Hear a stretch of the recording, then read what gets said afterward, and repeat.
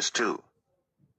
The angel of the Lord went up from Gilgal to Bochim and said, I brought you up out of Egypt, and led you into the land I swore to give to your ancestors. I said, I will never break my covenant with you, and you shall not make a covenant with the people of this land, but you shall break down their altars.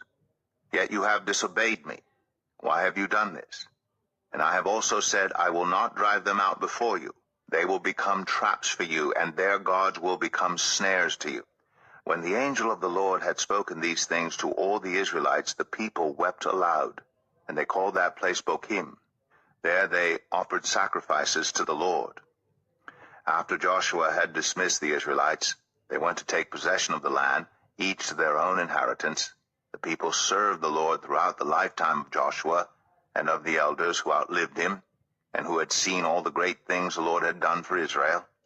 Joshua son of Nun, the servant of the Lord, died at the age of 110, and they buried him in the land of his inheritance at Timnath-Eres in the hill country of Ephraim, north of Mount Gash. After that whole generation had been gathered to their ancestors, another generation grew up, who knew neither the Lord nor what he had done for Israel. Then the Israelites did evil in the eyes of the Lord, and served the Baals.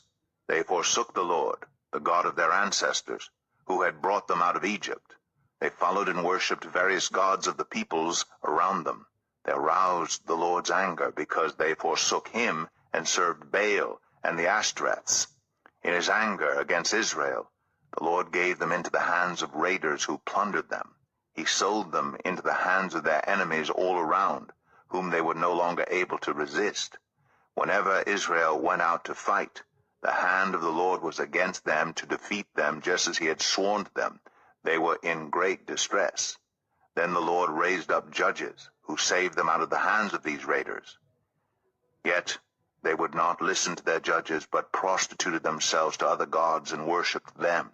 They quickly turned from the ways of their ancestors, who had been obedient to the Lord's commands.